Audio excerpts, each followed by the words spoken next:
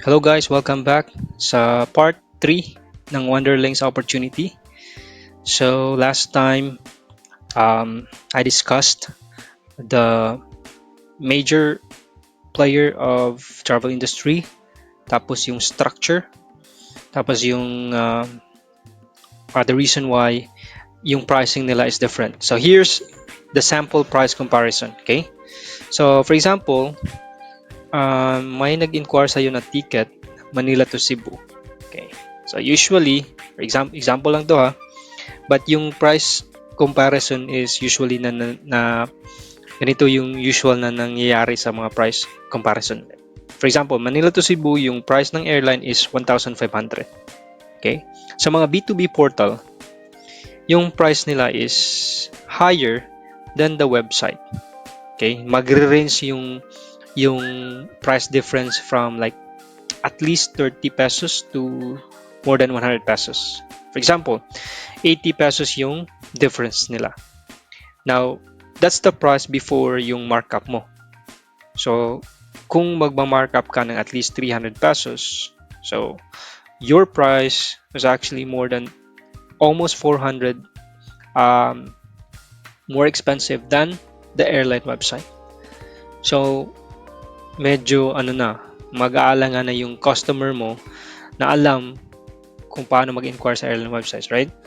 So, while sa mga B2C, mga online travel agencies, sa mga price na ganito sa airline website, you can find yung mga price between 1,100 to 1,200. So, way cheaper than a website. So, meron kang enough space para mag-markup, right? Kahit yung markup mo, ipantay mo lang sa airline website or a little bit lower than the website, you still have income, right? Kahit mas mahal ng konti sa mga airline websites, still that's okay. Kasi yung ibang customer, hindi na nila minamind yung konting difference. As long as convenient para sa kanila na may nagbo-book para sa kanila, they still book with you. Okay? So, kung yung ibang mga travel agent na gumagamit ng mga portal na nakakabenta pa rin kahit sobrang mahal compare sa airline website, how much more kung yung offer mo is lower or almost similar lang sa airline website. Kaya yan yung biggest edge mo sa ganitong sa system na ito. Okay? So, maraming mga online travel agencies. So, maybe nasa isip mo, paano yan? Ang dami. Paano ko sila, It's time consuming probably kasi ang dami nila eh.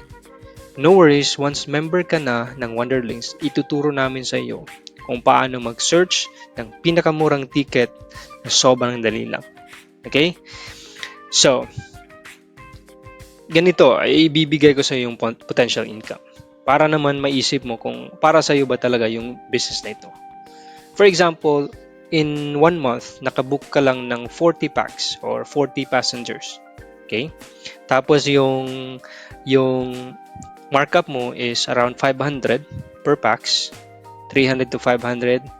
That's the best range or markup para man makapag-compete ka pa rin in terms of pricing. So, for example, 500. So, in 1 month, you will earn 20,000. So, just imagine you still have a job na isasabay mo lang ito tapos may extra income ka na 20,000. Just imagine that. How much more kung full time ito? Obviously, pag mag-start ka pa lang, siguro pa konti-konti lang. But that's fine since nagsa-start ka pa lang. Okay? Then eventually, pag na-build mo na yung trust ng agency mo, you will get even more than this. Okay? Or, additionally, may international bookings ka na at least 15 packs tapos 1,000 per packs yung markup mo. So, meron kang additional 15,000 per month. Okay? So, total monthly income 35,000. So, like I said, when you start, pwedeng mas maliit pa dyan. And pag matagal ka na sa ganitong kind of businesses, you will earn more than that. Kaya mo nang mag full time kahit hindi ka na magtrabaho. Okay?